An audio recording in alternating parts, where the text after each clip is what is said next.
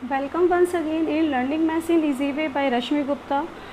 Today we will discuss question number 1 of exercise 13.1 of class 8. Question is, following are the car parking charges near a railway station up to 4 hours के लिए 60 rupees parking charges है, 8 hours के लिए ₹100, 12 hours के लिए ₹140 and 24 hours के लिए ₹180. And the question is that कि check if the parking charges are in direct proportion to the parking time. हमें ये चेक करना है कि जो वैल्यूज़ हमें गिवन हैं, जो टाइम गिवन है और जो रेंट गिवन है, जो भी चार्जेस गिवन है, ये these are in direct proportion और नॉट. तो जब भी हम डायरेक्ट प्रोपोर्शन को चेक करते हैं तो it should be clear in our mind that कि all the constant value will be equal. Means जो हमें कंसीडर करना है, these all are the values of x. ठीक है, and we will take here the values of these are y. तो means ये हो गया y1, y2, y3 and it will B y4. और ये हो गया यहाँ से it will B x1, x2, x3 and x4. For this the constant value is k1, इसके लिए k2, k3 and for this the constant value is k4. If you want to go in detail of the concept of this chapter, you can watch the introduction video of this chapter and you will get the link of that video in description here. Description in the below of this. Now discuss that कि हमें k1 find out करना है. k1 will be x1 upon y1 होता है for the direct variation, क्योंकि हमें check करना है यहाँ पर.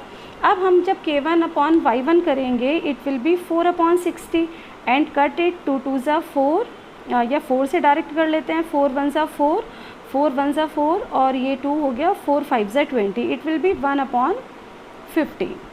Now same as find out the value of k2, it will be x2 upon y2 और x2 वैल्यू है 8 upon 100. Cut it by 4, 4 2 ज़ा और ये हो गया 25. The value of k2 is 2 upon 25. Now find out the value of k3.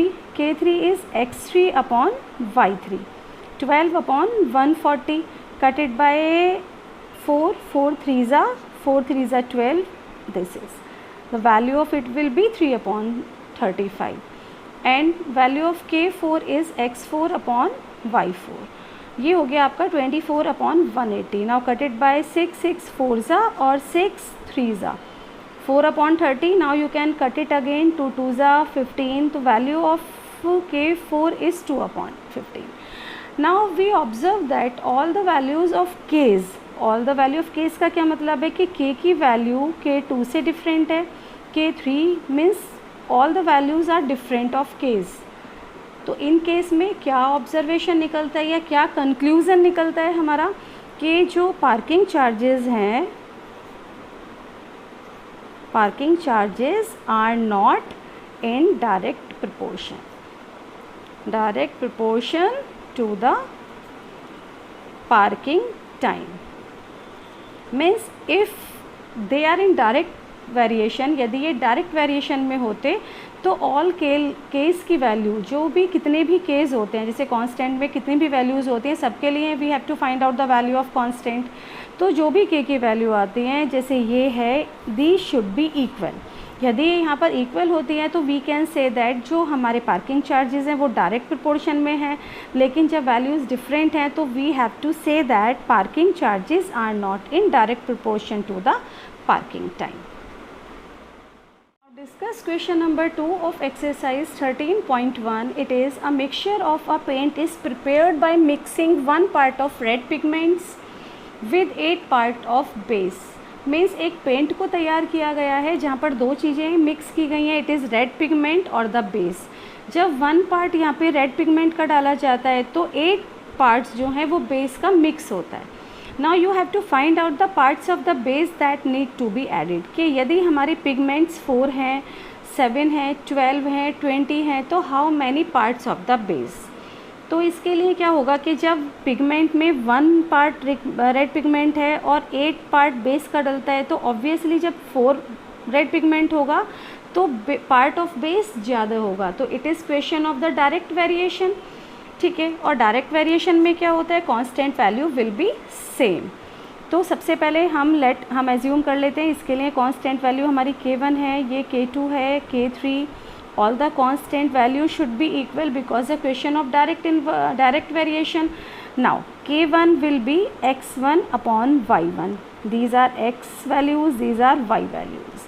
x1 upon y1 means 1 upon 8. तो यहाँ से हमारी K1 की वैल्यू आ जाती है 1 upon 8.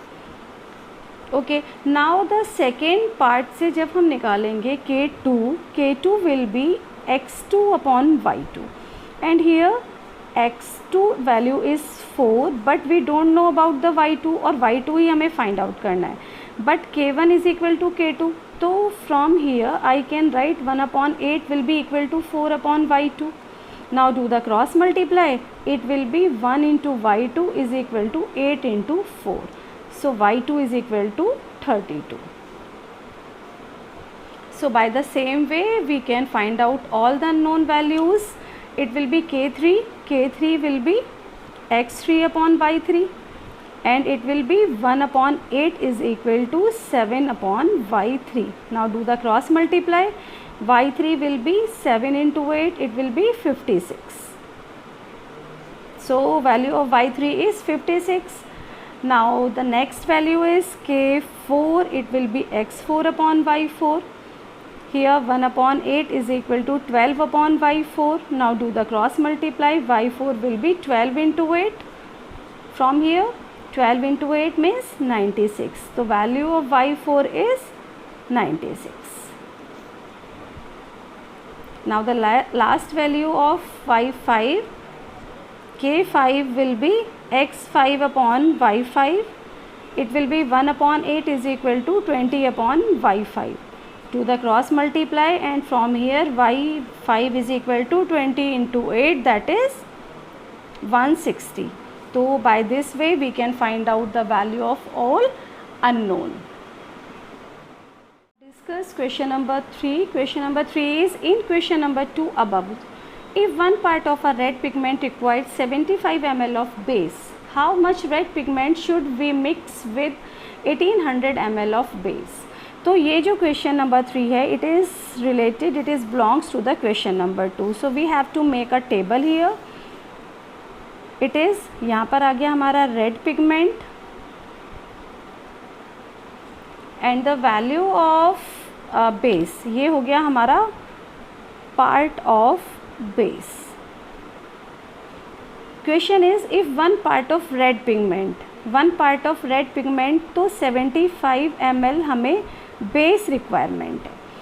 अब हमसे पूछा जा रहा है how much red pigment should we mix with 1800 ml of.